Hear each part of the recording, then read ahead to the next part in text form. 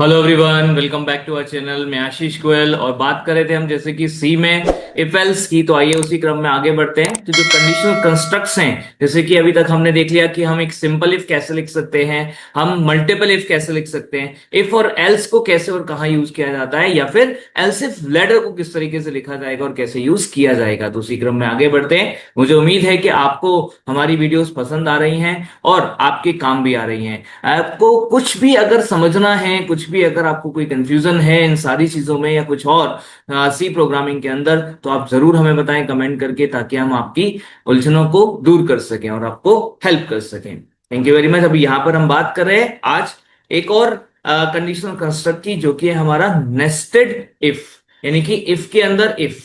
ठीक, तो कई बार ऐसी सिचुएशंस होती हैं जहां पर कि हमें एक इफ के अंदर दूसरा इफ लगाना पड़ता है, या तीसरा भी या चौथा भी, इज लाइक लाइक दैट। तो इसके लिए कोई ऐसा लिमिट नहीं है कि कितने लेवल तक आप जा सकते हैं। तो आइए देखते हैं, बात करते हैं यहाँ पर कि अगर हम तीन अलग अलग वेरिएबल्स लेकर चल रहे हैं और जानना चाहते हैं इन तीनों में से सबसे बड़ा किसकी वैल्यू है, तो उसके लिए हम यहाँ पे क्या करेंगे। तो आइए सबसे पहले इसको इनपुट करा लेते हैं। तो एंटर थ्री नंबर्स, राइट। क्योंकि आप तीन नंबर एंटर करा रहे हैं, तो आप यहाँ पे स्लैश इन करके भी करा सकते हैं, ऑल योर चॉइस। ये फॉर्मेटिंग आपकी खुद की इच्छा है। पर्सन डी, मैं आपको रिकमेंड करूंगा कि आप जब इनपुट करा रहे हैं स्कैनएफ में, तो यहां पे जब आप लिखेंगे डबल कोट्स के अंदर कोई भी फॉर्मेट स्पेसिफायर ही लिखें, उसके अलावा कुछ भी ना लिखें तो ज्यादा बेहतर रहेगा। इसमें आपने पहले किसकी वैल्यू ली चाहिए, एक्स की चाहिए तो एंड एक्स लगाया, फिर वाई की चाहिए एंड वाई लगाया, फिर जेड की चाहिए तो हमने जेड लगा दिया, लाइक दैट। अब इसके बाद हमें क्या करना है, यहां पर हमारे पास तीनों वैल्यूज आ चुकी हैं। सबसे पहले हम कंपेयर कर लेंगे एक्स को वाई से। तो हम चेक करें कि क्या x बड़ा है y से। अगर x y से बड़ा है, तो हम यहां पर अभी x को सबसे बड़ा डिक्लेयर नहीं कर सकते। रीजन क्या है? क्योंकि अभी z बाकी है। तो हमें क्या करना पड़ेगा, अगर x y से बड़ा हो गया है तो फर्दर चेक करना पड़ेगा कि क्या x z से भी बड़ा है। अगर है, देन ओनली वी कैन से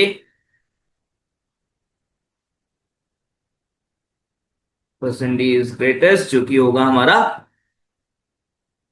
x। फाइन।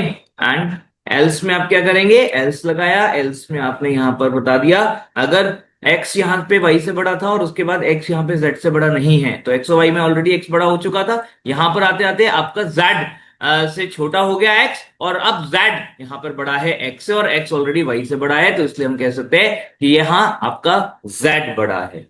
तो this is called the nested if. ये जो हमने इफ एल्स का ब्लॉक लगाया है, ये इस वाले इफ के अंदर हमने लगाया हुआ है। तो यहां पर जो इफ का ब्लॉक है, उस इफ के ब्लॉक में कवर कर रहे हैं हम इस वाले इफ और एल्स को।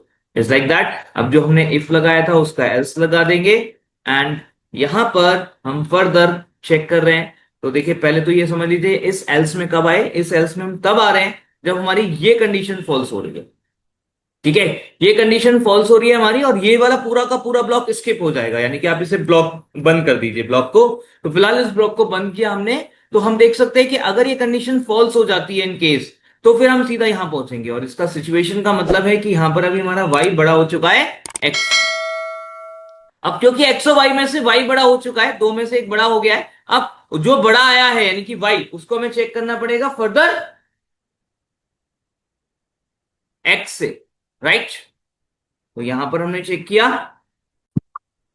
तो भी यहां पर हमने क्या करना पड़ेगा, y को फर्दर z से चेक करना पड़ेगा। देखिए, जैसे ऊपर हमने किया था x के लिए, वही सेम हम यहां पर y के लिए भी रिपीट कर रहे हैं। जब हम x से y को बड़ा मतलब चेक कर रहे थे पहले, तो उस केस में अगर x बड़ा हो जा रहा था तो हम x को z से भी चेक करते। सेम यहां पर है, अगर x की जगह y अब बड़ा है हमारा x से, तो हमें y को फर्दर z से चेक करना होगा। And we can now say that y is greatest, else the z is greatest, right, like this. तो इस तरीके से आप ये पूरा कोड यहां पर लिख सकते हैं।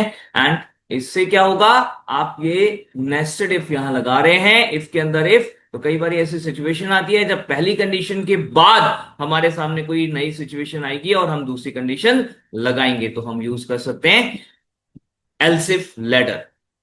राइट, देखते हैं इसका आउटपुट भी, इसको टेस्ट करते हैं। तो हमें 3 नंबर्स यहां पर इनपुट करने पड़ेंगे और उन 3 नंबर्स में से बताएगा सिस्टम हमें कि कौन सा नंबर बड़ा है। लाइक हमने दिया 25, 36 एंड 14, तो यहां पर आ गया 36 इज ग्रेटेस्ट।